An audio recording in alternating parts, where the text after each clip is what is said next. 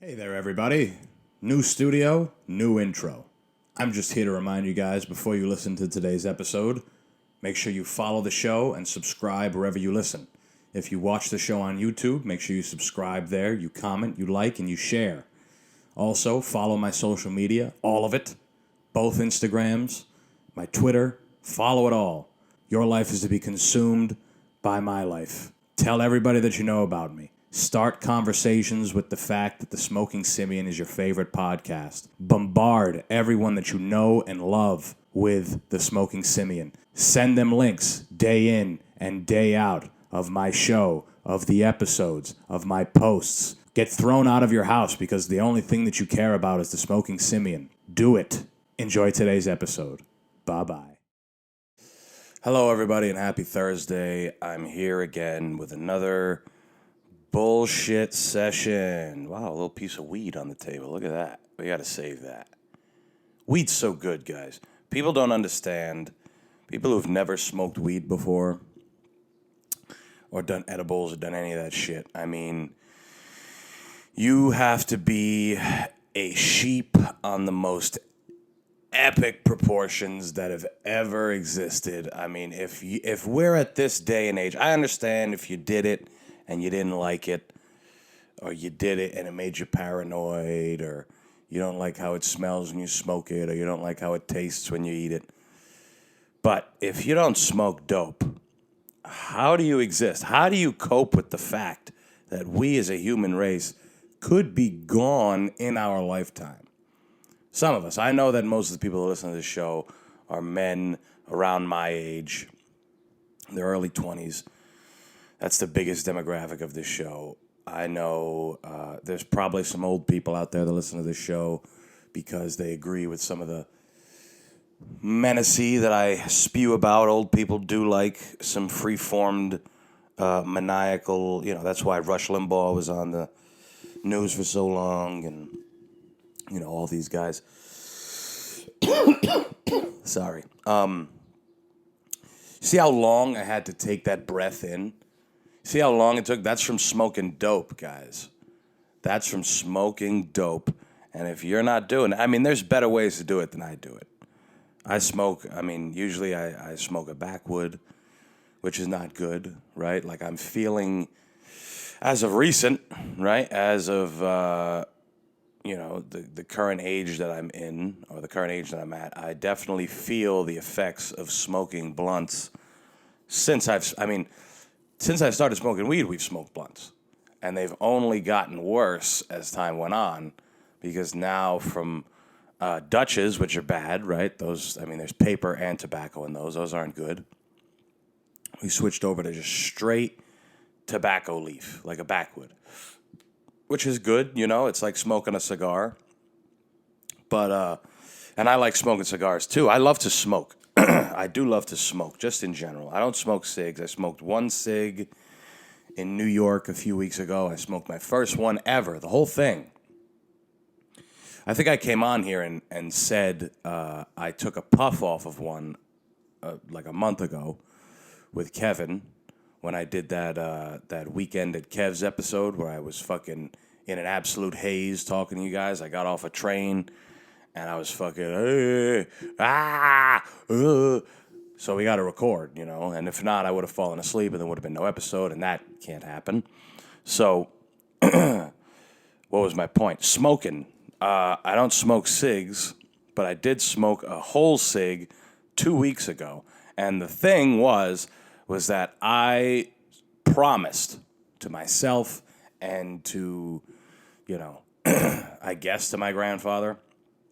I never said to him, hey, I've never smoked cigarettes. But I knew that he died from emphysema, right? And then for years I was smoking weed, and I would be like, nah, no cigarettes. And then I'd start smoking cigars.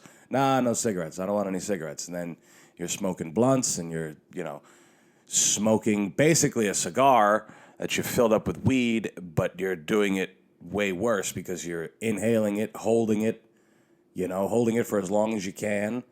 If you're trying to get real stoned, you got to roach, you got to hold, you got to and hold your breath. You got to hold it and hold it and hold it, especially if you're going to, if you have just a little bit of weed, or if the weed you got is bad, or if the weed you got, you get used to it, which does happen. You got to, you hold it in. And if you're going to hold in tobacco smoke from a tobacco leaf, that's not exactly great, right? Especially if you've been doing it for 10 years like I have, more or less. But I always said that I would never smoke cigarettes because my grandfather got emphysema. So it was like this covenant I had with myself that, hey, you can keep smoking, but cigarettes, just stay away from those. Don't smoke cigarettes. It's not good. You get emphysema. And then I have dissolved every belief that I've ever had in my life, which makes it hard to do anything, right? It makes it hard to do anything because if you don't believe in anything, then it's like, what the fuck are we doing this for? But I don't know if I've dissolved every belief, because it's not like I'm just a grifter who walks around and does nothing. There's things that I do, and I do them for either personal reasons or whatever. Like I still do this show, and I arguably have every reason to quit. I have every reason to not do this show, right? I've done it for 2 years. It's had minimal success. I've arguably lost viewership since I've been doing it alone, and as time has gone on. As far as downloads go, I mean, YouTube's going well, but that doesn't matter to you guys. I'm not here to talk to you about that. But anyway, I was like, one of the last things that I had held on to for so long, 25 years, guys, 25 years without ever even taking a drag off a cigarette. All it took was for me to be hammered in New York City, having a great time.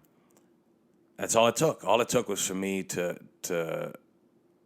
be a little bit out of consciousness, still conscious, but unconsciously asking and smoking a cigarette. And I smoked the whole one 2 weeks ago, and then last week I was, drinking. And I usually smoke the CBD cigarettes. Those are nice. Those are good. They still give you emphysema, but not as quickly. Maybe. I have no clue. That's just me guessing.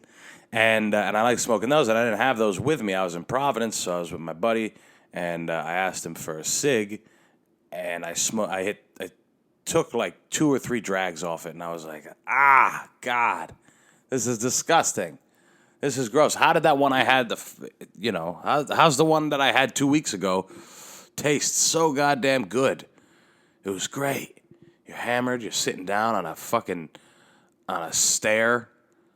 Just there's like 3 stairs. You sit down on them and you look around and it's dead. It's 4 a.m. in New York City, and there's people around, but not what you think. It is still 4 a.m. People think in New York City it never sleeps. You're right, it never sleeps.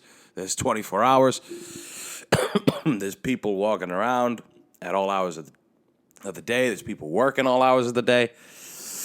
But at 4 a.m. there's pretty much nobody.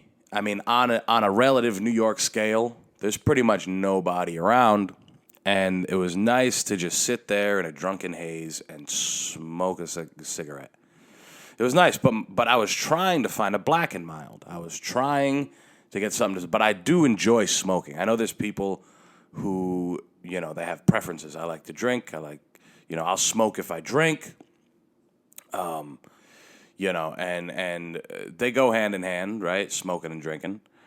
But I really do enjoy smoking.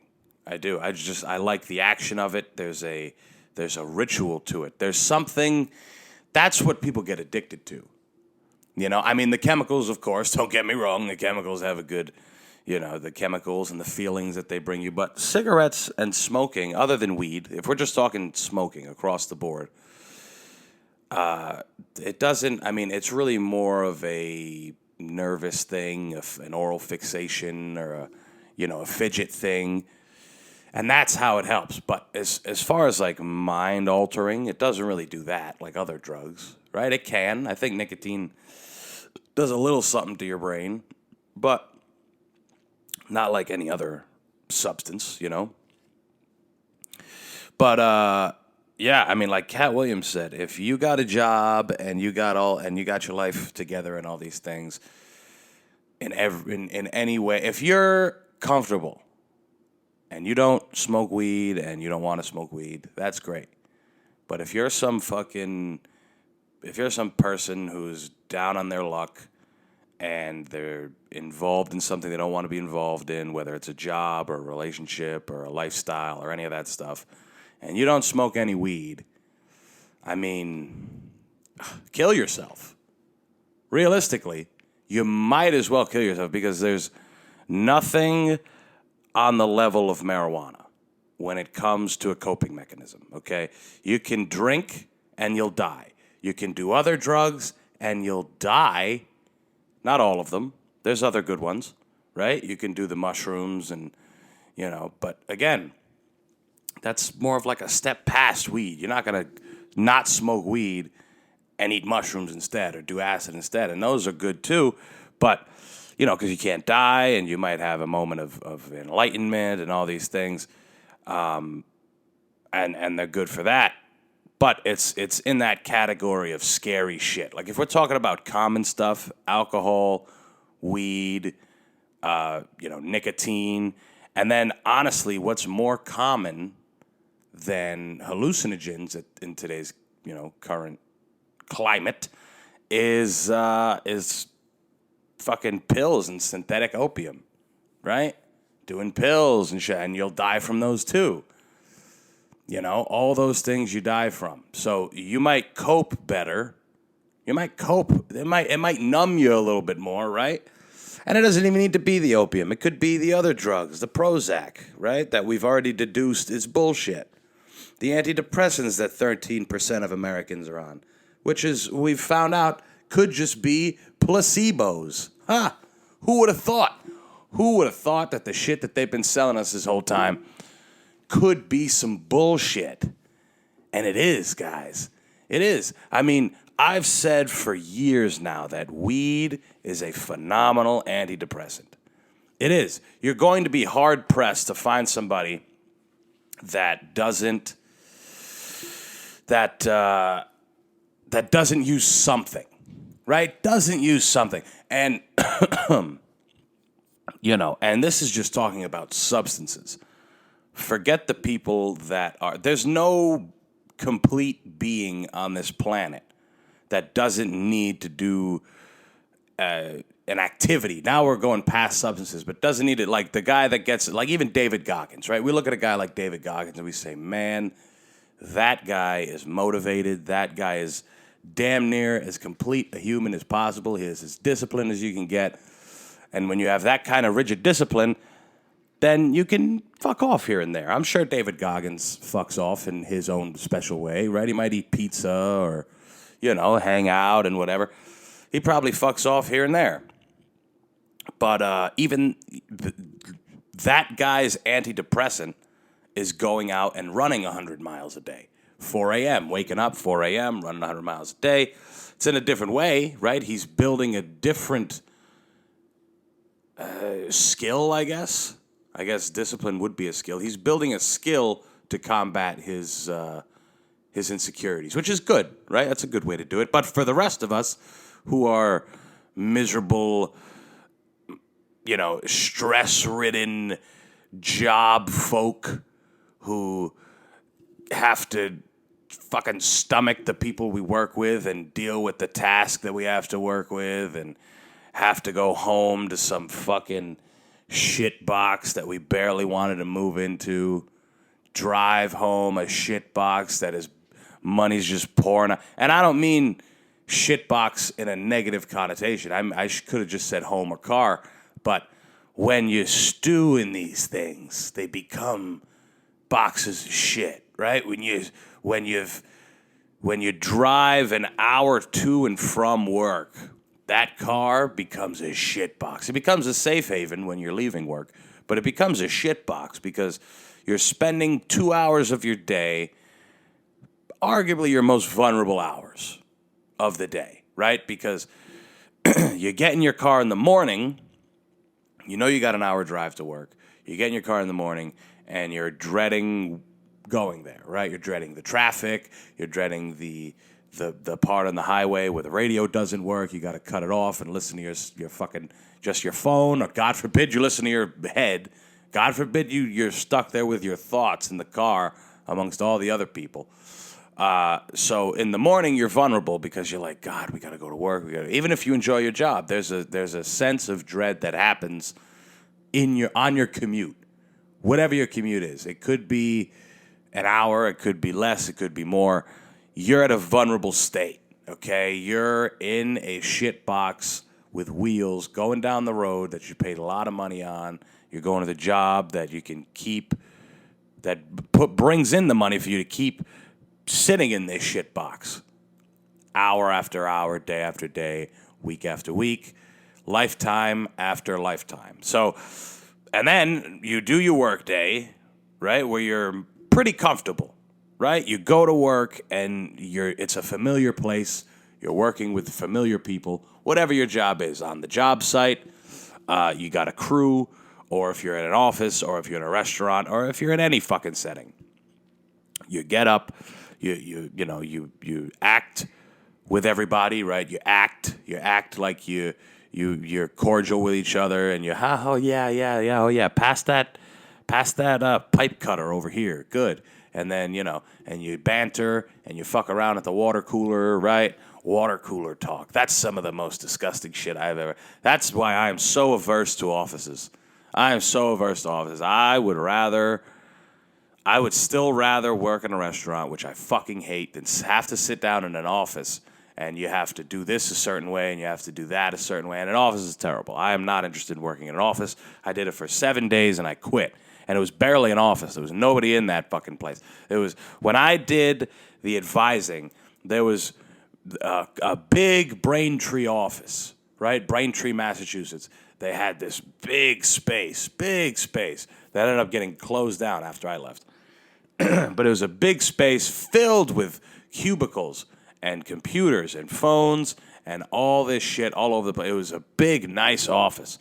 And all that was in there was me, my boss, and one guy that was 2 cubicles next to me. I don't remember his name. Let's say his name's Carl, because he looked like a Carl. He was a short guy. He was bald, more or less. He had like the crown around the head, right? The I can't let go. And he had that shit around his head. And he would just sit there and he would talk kind of weird. And he was like a weird guy who would show up once in a while, but he would have like focus groups and he'd have like-minded people sit in a room and they'd sell things. And this guy was, I don't know how good he did. I don't know how bad he did. All I know was that he was my only coworker to banter with. He was my only coworker to fuck around with. And I didn't at all because I hated it. And it's just funny because so much office space is nothing, right? So much office work and the space in an office is nothing. It's nothing. It's menial tasks that the company wants to pay out cheap wages to people who need it, right? And people look at it and they say, well, we get benefits and the job isn't that hard. It's monotonous and boring, right? People, hold on. People will say, I don't love my job, but it's not bad, right? It's not bad. It's easy and it's repetitive, and it's people look at jobs and they say that there's a positive to having a job is that it's easy and boring and mundane, right? You ever hear someone say, "Oh, it's easy. We just file numbers into an Excel file all day. That's it. I mean, it's an easy job, I do my time and I leave, right?" That's attractive to people when they get a job. They're like, "Oh, that's all I have to do?" Like I remember when I was trying to do the paint fucking delivery, right? When I was doing that for however long I did it, and they, I remember telling my dad, it's like, hey, I do it, and I'm pretty much out on my own, in the daytime, and then I come back and I fuck around, and then I go, and he's like, "Oh, well, that sounds good. You just, you're out there alone," and it is good. It is good, but it's funny that a soul-draining, life-sucking job like a data entry person, right? A person that does data entry or someone that works in a call center. Just something that is absolutely borderline psychotic. Psychotic, guys. Is it not psychotic to just sit in a fucking room and look at a screen, stand up, walk around the office, take a shit, go back, make sure you look busy, make sure you're doing this and that? I want an office job just to get fired. I do. I want an office job just so I can go and experience a little bit more and just get fired. Getting fired at an office is a bucket list of mine. And I hope that it can happen to me one day because I will run amok in an office. I will have all the people laughing at shit they shouldn't laugh at, but they'll like me first, so they won't rat on me, right? There's certain things you can't joke about. Like I said, I've worked in a restaurant my whole life. In a restaurant, you can be as unprofessional as you want. I mean, everybody's fucking each other. People are buying and selling drugs from each other. There's vulgar talk left and right, like vulgar shit, like bad shit, like shit you and your buddies say. Shit that you and your buddies would say, like, oh yeah, fuck that, fuck that little retarded kid. We'll kick him in the fucking head. Like, terrible things that you say with your buddies. We all do it. Don't fucking get mad at me. We all do it. And in a restaurant, you can do that. You can say fucked up things. You can say fucked up things about the people that are paying you, the customers, right? You could do that. But in offices, you can't. There's a certain way to make people laugh. And I would just go in there and I would just treat it like a fucking, like a back of house shit talking session. And I would get fired immediately. As soon as one of these fucking, eyeglass pushing up wearing motherfuckers walks in. Well, you can't do that. Well, fuck you, Todd. Or Jared, or Jeffrey, or whatever the fuck your name is. Get the fuck out of here before I stab you to death with this pen. These nice pens that you give us with the company logo on the side, I'll stab you to death with it, and everyone will see it. Now get the fuck out of my face, Todd. And then, I'd probably get called in the manager's office, and hopefully I can use my silver tongue to get out of it, right? Todd came at me. Listen here, Mr. Johnson. I say that we should probably get rid of Todd because last I heard he was, I know we can't talk about this. I know we can't, but you trust me, right? You trust me. I know I'm new around here, but I've built rapport with everybody and nobody has any complaints with me. And every once in a while, something slips out, but listen, I know we can't say certain things here and this is just man to man right now. But Todd looks at your ass, Mr. Johnson. I seen Todd, the look in Todd's eyes when you walk by wearing the black dress pants, right? We all got, it's part of what we wear. It's business casual. And sometimes you wear the slacks. And Todd's pulled me to the side and he said, Mr. Johnson's looking kind of thick, isn't he? I know he's our boss, but I know I can trust you. And, now he can't trust me because he's just going to come. And I would treat it like Survivor. I would go to an office and treat it like Survivor. That would be a lot of fun. Create an alliance. Create a fucking, a counter alliance to my alliance, and have one guy that's my right-hand man that takes the fall for everything, and then it would be great. And I would climb the corporate ladder like the show Survivor. And eventually, I would, I'd be the boss, but I would get Jared. I'd get people kicked out of that motherfucker left and right, and I would be the one that'd be causing mayhem. I would be the one that wants to fuck Sarah, the secretary, and I'd say it out loud. I'd say, "Did you guys see Sarah's fat fucking Latina ass as she walked in here while she was wearing that pencil dress? Did you see that? Did you see it?" And everyone would go, "Yeah, oh yeah, Antonio, oh yeah," and I'd be like the leader. I think that'd be fun in an office. I almost said a hospital, but I think it'd be fun. It is such a scary thing to a guy like me to have to be cooped up into a place, and you're living in shit. Like I got to this point, but I forgot all about what I was talking about and how you're literally just shitbox. But at your job, at your job, you're pretty comfortable. Even if it's a shit box, you're comfortable. You're comfortable in it. You're kind of unconscious to the blatant shit box qualities that are at your job because you're there for a reason. Maybe you're just doing your time and you want to move up or you want to gain experience or whatever the fuck, right? You're there and it's just a means to an end, and you can unconsciously do some of these tasks. Now, if you're a tradesman, right, which I have the utmost respect for, I really do. I really do have the utmost respect for tradesmen. And if you're one of them, then you actually have a craft, and you kind of have to pay attention, right? You kind of have to pay attention to what you're doing, even though it's the same shit, right? It's all the same stuff. Sometimes you have to troubleshoot. Sometimes you find problems that you haven't come across before. But it's at least a skill, right? You've gotten a skill. You went to a practical school. You went to a school that actually taught you something that'll help you with your job, right? Whereas everyone else that goes to a college, a regular college, you didn't get anything, right? You know what you got? I was with my buddy Dave, right, this past weekend.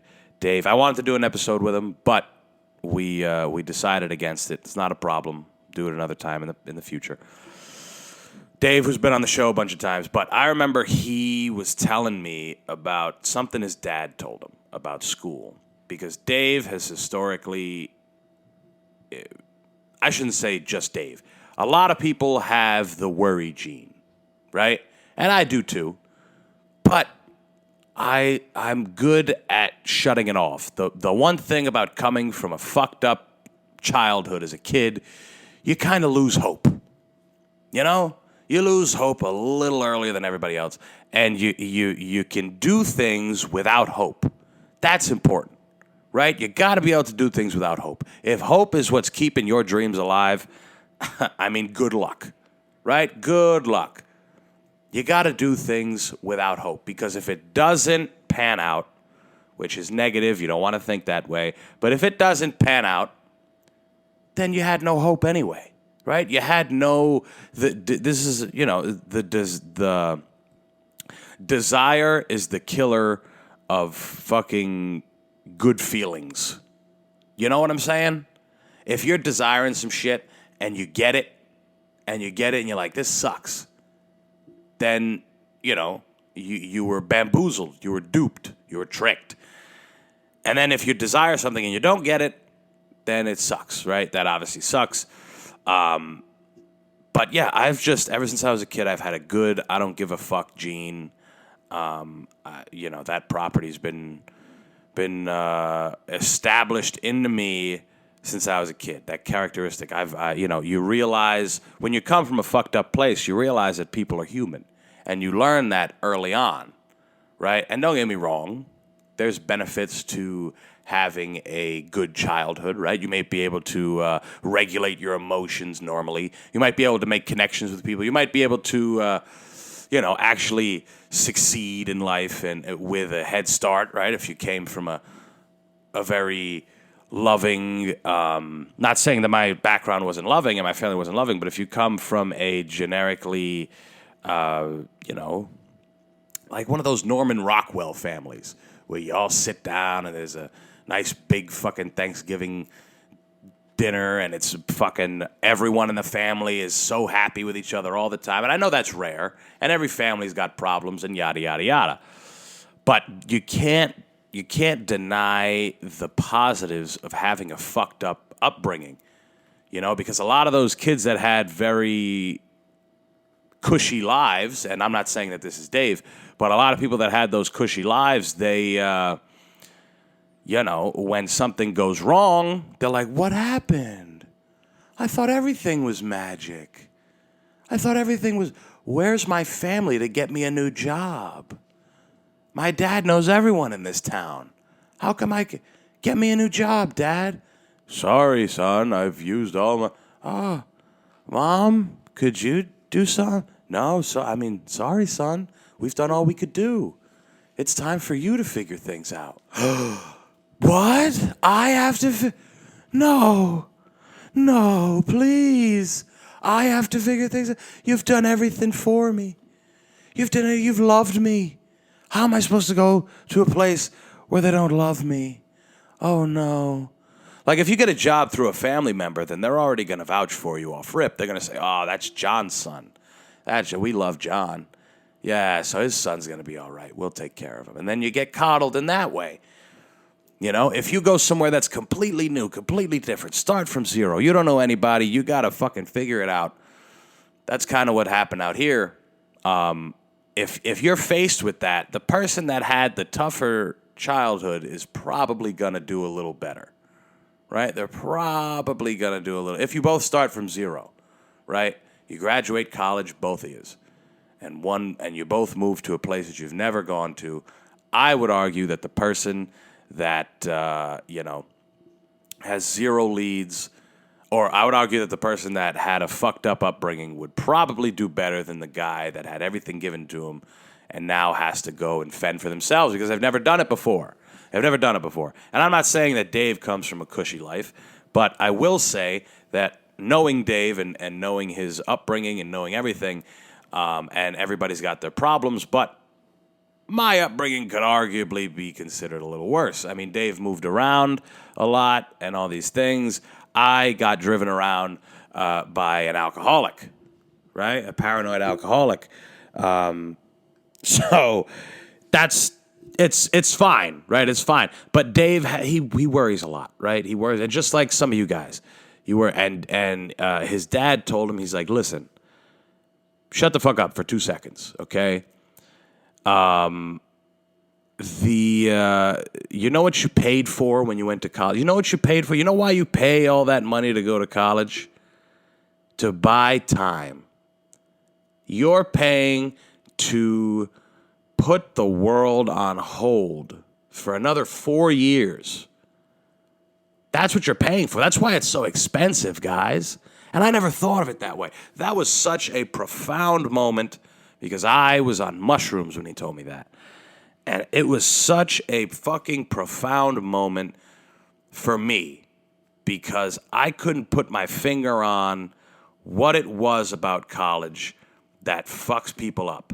What it was or what it is to a guy like me about college that fucked me up, right? Like you work so goddamn hard, you think you're going to get something at the end. It's a piece of paper, but you're hoping you can get a livelihood. And I didn't get that, right? Boo-hoo, boo-hoo. I'm not complaining because I found something I actually want to do in my true calling, another bullshit fucking sentence. But anyway, I found something I like doing and want to pursue it. And they don't teach you that in school. They don't teach you how to figure out what it is that you like. You know, you got to learn that on your own. You got to find that out through trial and error and fucking things up and rebuilding them and forgetting about them and saying, fuck that, we're doing something else, you know? It is a lot of trial and error in this life, and nobody prepares you for that. Everyone says you go to school, and we're bred to believe that. We're bred to believe, because the way school is structured, forget about the subject matter, but it's very comforting. Think about the way you go through school, right? You come in, you do your classes, 45 minutes apiece, 45 minutes, and then you have your lunch, and it's easy. It's all regimented. It's all easy. You come in at 8, you leave at 3. I'm talking about elementary school. You leave at 3, and, maybe you have practice of some sort, band or choir or a sport. You do some after-school shit, and then by the time you come home, it's late, or, late for a kid. You relax, you eat, you watch your TV, you play your video games, and you go to bed, and you do it again the next day, and the next day. And then you get grades, you get graded, you get a report that says, hey, you're doing good here, you're doing bad here. We got to figure that out. Why do you have a C in science, kid? Aren't you interested in the biome of a cell? Are you fucking dumb, or do you not understand that plant cells have chloroplasts and they have chlorophyll, unlike animal cells? Do you not care about that, kid? Do you not understand how to use a microscope, kid? Why are you failing science? Do you not get it? Maybe I don't give a fuck, teacher. Maybe I don't care. But it's like school is such a perpetual motion. It's a moving thing because then you go to the next grade and it's fluid, right? It's easy. You just go to the next grade and you feel like you're moving up, just like you move up in a job. And then you get to the highest grade level in that school. Elementary school, it's 5th. And now you're the big dog. I'm the big dog. Hur, hur, hur. 5th grade. And then you get a promotion and you go to this middle school. And now all the elementary schools are in the middle school. And now you get to the 8th grade and you're the big dog. You go to high school and you're the little dog again. And now you got to build it up. It's very much a corporate ladder model, right? It's very much that. And you don't need me to tell you guys that. You guys understand that on any level. But it is very much the way you go through school is almost as mundane as they prepare you for the workforce. But my point in saying all that is that they give you a false sense of security when you go to school. You think that life is always going to be this because we spend so much time in school. Your parents put you in daycare, right, at 3 years old. And then if you go all the way through college and get your undergrad, a bachelor, you get out at 22, right? 21, 22, you graduate. So from 3 years old to 21 or 22, I mean, that's 19 goddamn years. Forget if you go and get your master's, but you're doing 20 plus years in school, right? And it is literally the only thing that school mimics in life is work, right? The only thing that school mimics in life is work. It doesn't mimic anything else. It doesn't show you the trials and tribulations of being a human, right? Just in natural, just feeling certain ways about certain things. It doesn't teach you how to change course, right? It doesn't teach you to find something that you enjoy. School at the very beginning, I know I kind of been talking about school and the homeschooling and the whole thing, and today I didn't even mean to do that. But school, realistically, at the beginning should start with, like, kids just giving kids shit. Obviously, you got to learn how to fucking read and the alphabet and all that. You got to learn that stuff. Now, don't get me wrong. It should be a hybrid. Half of the day should be, like, wandering around a room, figuring out the things that you like. There's a bunch of clay over there. There's a trumpet over there. There's that over there. Like half, and I'm talking about half the day. Some people think that's recreational shit. It's not. That could be the building block to the rest of their fucking existence. Now, like in Europe, the schools they have separate high schools. There's an arts high school. There's a fucking technical high school. There's a writing high school. There's the hard sciences. And you can go to a place that's specialized. You know, that you can go to early on. It doesn't need to be just college, because by the time you're in college, I mean, you've already been drilled down your throat with you got to get a job and you got to get benefits and you got to and they jam it down your fucking throat. You know, and by that point, you're like, I mean, all right, I guess I'll just go to school and get a job. I'll figure out something. Let's just check off business administration. We'll check that off. Okay. And then now we have to pick up all our shit and we got to go. Like, it's by that point, all of the choice has been beaten out of you. But if as a culture, you started the kids with choice, if we started with choice, legitimate choices, real life choices, because people think there's only so many ways to live this life. People think there's only so many ways to do this thing that we're all doing. This walk. Let me, grab something to eat. Let me get in my car. There's so many fucking ways to live this life, and schools don't tell you anything about that. All they do is reinforce the idea that there is a couple ways to live this life, right? That's all they do. They reinforce to you, and most guidance counselors just write off the kids that don't do well in high school. They don't give them any other options. They don't, well, you could go to a community college, I guess. Now get the fuck out of my office. Get out of my office. What the fuck? We got the third-ranked kid in the class behind you. I need to talk to him. So when he figures out a vaccine or when he figures out the new cutting-edge technology, I need to be in that lineage somewhere. This kid's going to be successful. You, go to community college and figure it out. Go figure it out. That's when they tell you. That's when they give you the freedom. If you fuck off in school or if you didn't do well in school, that's when they tell you to figure it out. Go figure it out. Get the fuck out of here. Go figure it out. Go figure it out. The kids who play the game are the ones that give them. They're the ones who get all the, all the accolades, all the help, which is fine. I mean, that's what it's supposed to be. I'm just here theorizing. That's all I'm doing. I'm just theorizing why so many people are upset with their current position in life and don't know how to change it. Wouldn't that be interesting? Wouldn't that be good to have known?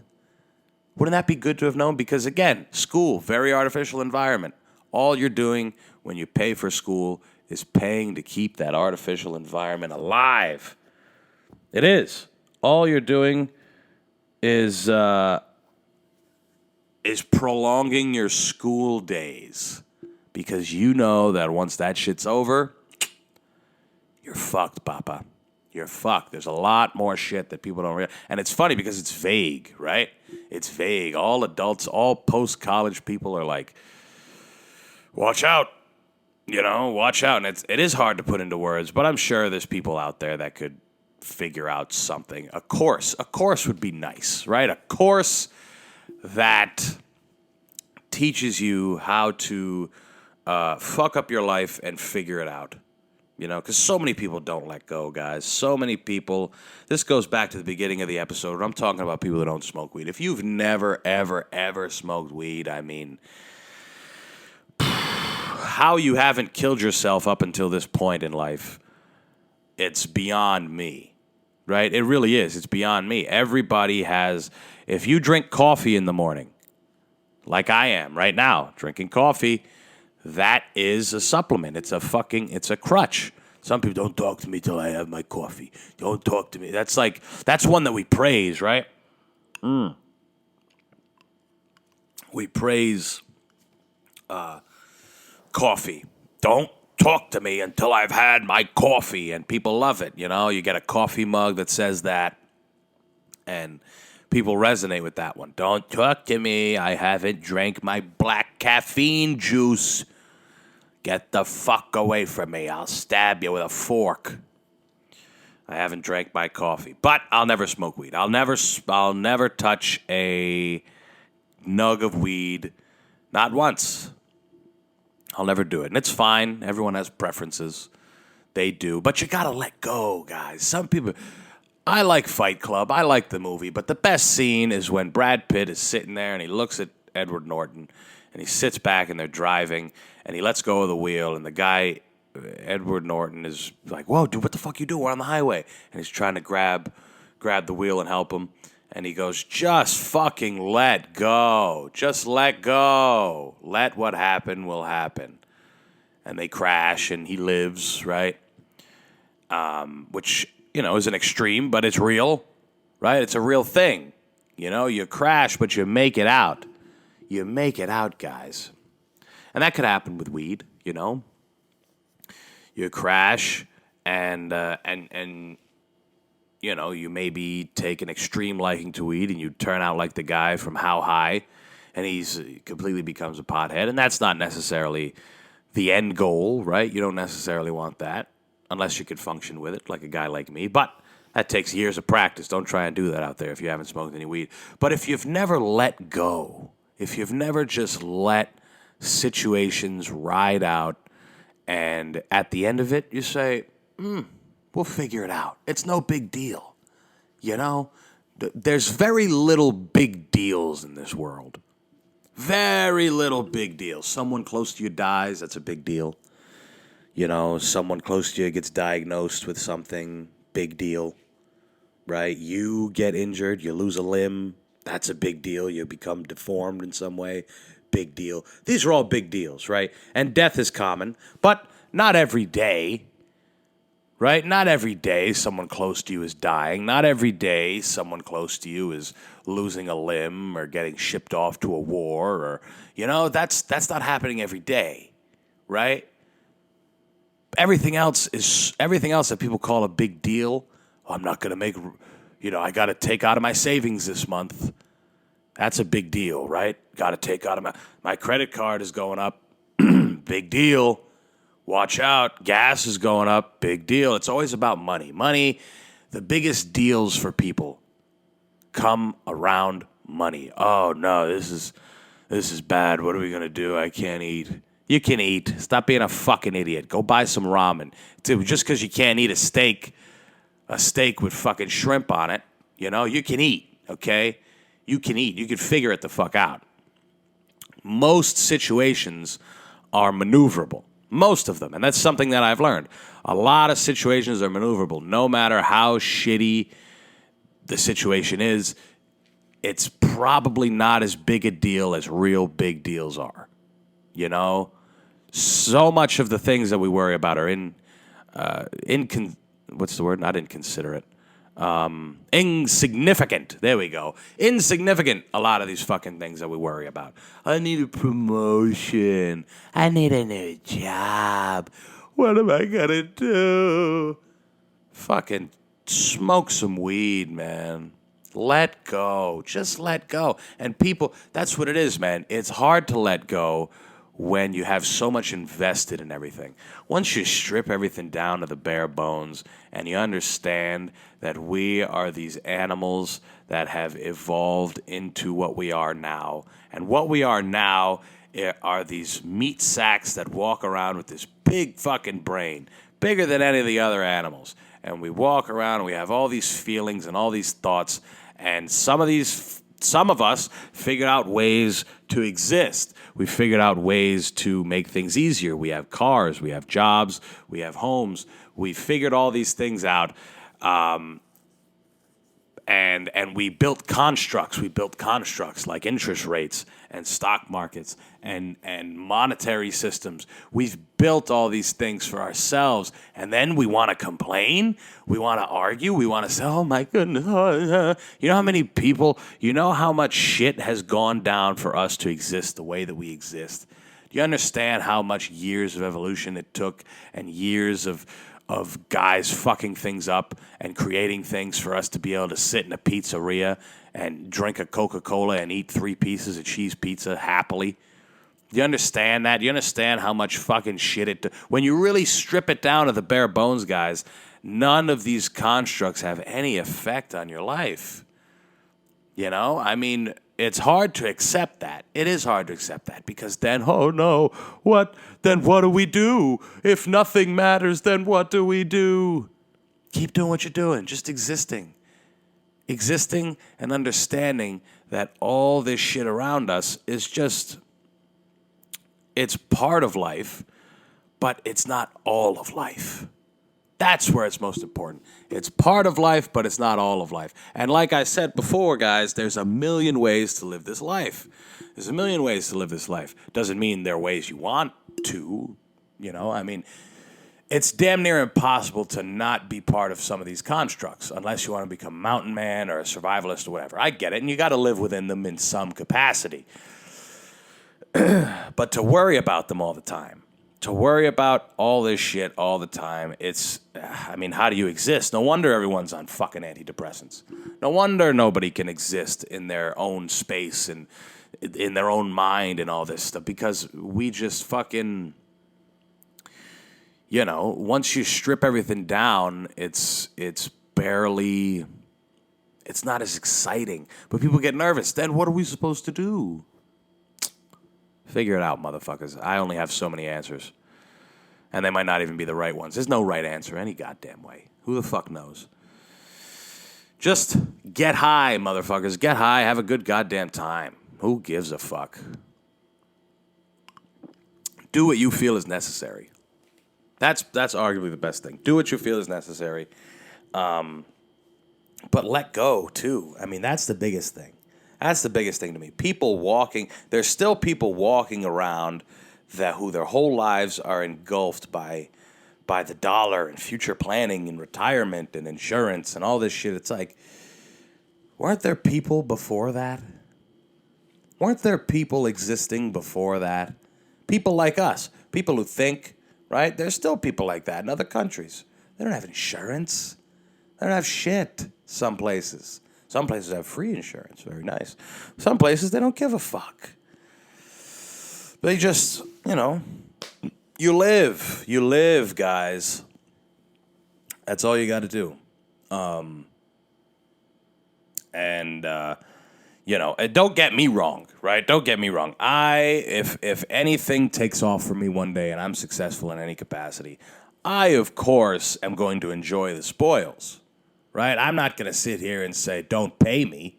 I want to get paid. I want to make some fucking money too, right? We're around. We're living, right?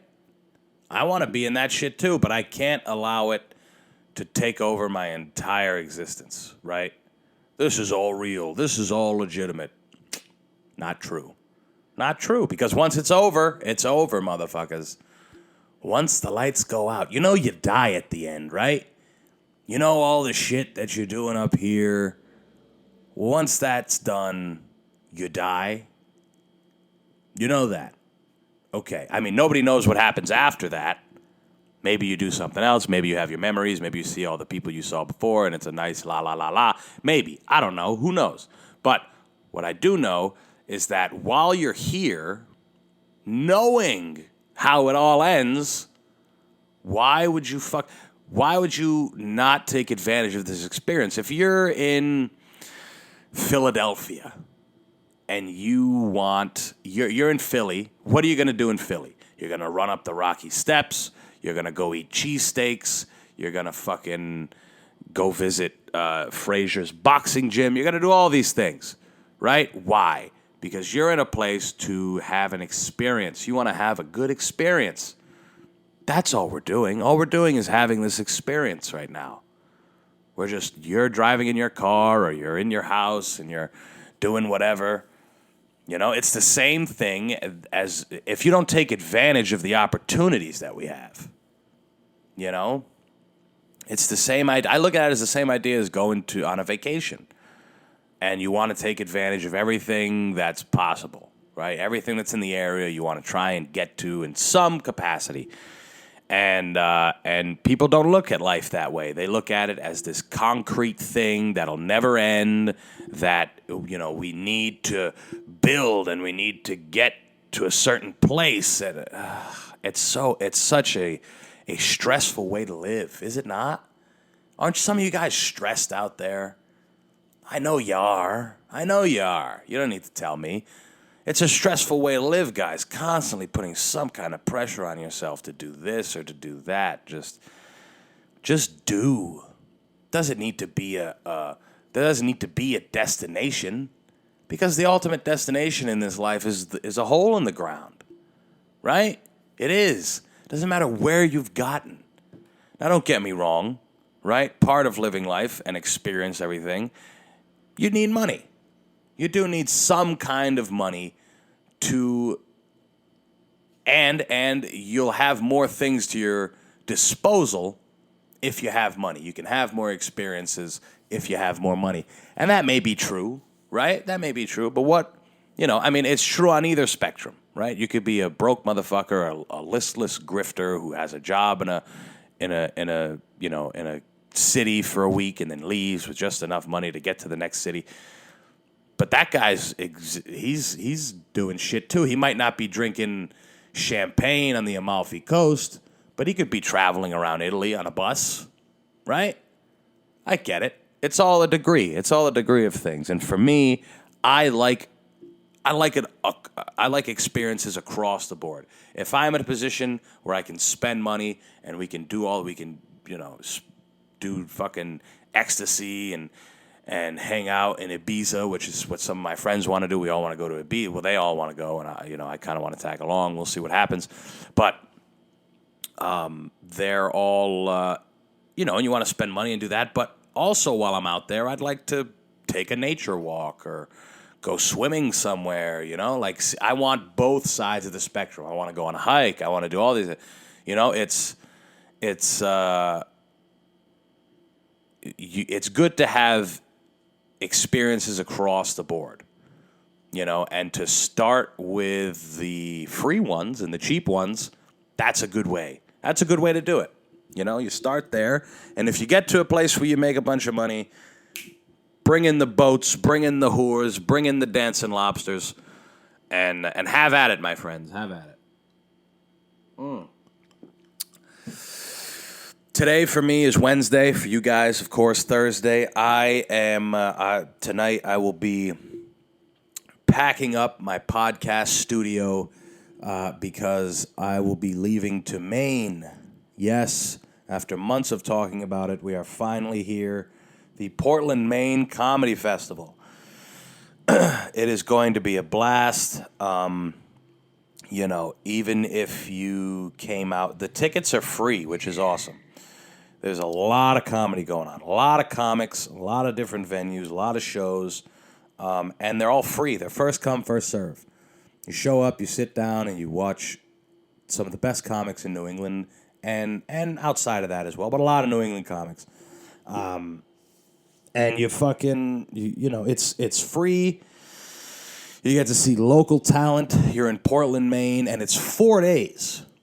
So right now you guys are listening on a Thursday. You're probably at work. You're probably this or that. But if you and the lady or you and your friends are thinking, well, I don't know, what are we going to do this weekend? Take a little day trip on down to Portland, Maine, and check out the festival. I think it's going to be a lot of fun. Like I said, we're going to do 1, maybe 2 podcasts in the room. I got my man Raph that's going to be hanging out. He's going to be documenting the whole thing, which is going to be great. I think we're going to have a fun time. I really do. I'm doing 3 shows. So if you did want to see me, I'll be performing Thursday once and then twice on Saturday. But fuck me, Mark Normand is closing out the show on Sunday. He's doing 2 shows, an 8 o'clock and a 10 o'clock on Sunday. Maybe I'll be around, maybe I won't. I don't know. It's a long drive back to Connecticut from Maine. Fucking 4 hours or some shit. But it, if that's not enough, and I don't know if that's free. Maybe it's free. It'd be dope if it was, right? You get to see Mark Normand for free. But, last minute plans, if you're in the house and you're like, I don't know, what are we going to do? Fuck it. Go up to Maine, man. Go up to Maine. Go to Old Orchard Beach. That's where I'm staying. It's about 30 minutes from Portland. And we're going to be right on the boardwalk, me and my buddy. And it'll be fun, guys. It's going to be a lot of fun. This month, like I said, has been double-edged sword. It's been good opportunities have been coming, but I haven't been grinding as hard as I want to. I've been putting off a lot of stuff with the show. I want to do a new intro and outro. I've been putting that off, and now I'm at the point where after doing the show for 2 years, I have some data, right? I have some stuff to work off of, and I'd like to make some changes in how I promote the show, and I need to think of what I want to do, because I usually put up something on YouTube at least once a week, which I've seen work well. Not once a week, I'm an idiot. Every day per week, I should say.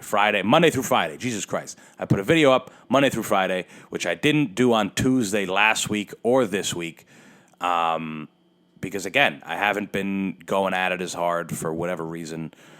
Sometimes you do something and you give yourself a pat on the back for too long, or you think that you're in a place that you could take a break or whatever. But all that shit's bullshit. You got to keep at it, right? You got to keep at it. And, but as far as this show goes, this is the format that I'm rocking with for a while, for a little bit. I want to change the way the show looks. I want to change the way I promote it a little bit. I don't know how. I don't know what I'm going to do. I mean, I post an Instagram video twice a week, right? And then I do the story about the Wednesday and whatever else. But none of that shit matters, guys. I'm just keeping y'all posted on what's happening with me, and maybe, I want to share with you guys what's happening with the show and what could come with the show. But this weekend's going to be a lot of fun. It's going to be a lot of fun. I'll obviously have a guest, Raph. Maybe if there's other comics there that I know, I'm going to see if I can get them on an episode. That'd be great. I'm going to bring everything with me. I'm going to bring all the mics with me. So it'll be a good time. It'll be a good time and a lot of good comedy. I'm hoping I get some work from it. 3 shows, 7 minutes apiece. I'm probably going to do different material the whole time, see how much I actually have. If I can do 3 different sets, that's 21 minutes of material. 3 different sets that do well, that's 21 minutes of material. That's pretty fucking good in my mind, And it might not be tried and true, which is why I hold on to the material still. Because, like I said, I've only done it for a year. But, if I can do 3 shows with 3 different sets, that'll be awesome. That'll be awesome. And then as far as shows go after that, guys, I'm going to be at the Broadway Comedy Club again, September 10th, doing 2 shows that day, 10 and 11 p.m., fun shows, Saturday night shows. And then I'm hosting in October, I think. I'm hosting Jake and Johnny's, or Boomerang's open mic in October. Way down the line and not important. Anyway, so that's it, guys. Thank you so much. Next time we talk, I will be in Maine. Yeah, that's it, motherfuckers. Peace. Hey, I'm back to reiterate all the stuff that I said at the top of the show. Follow and subscribe. Bye-bye.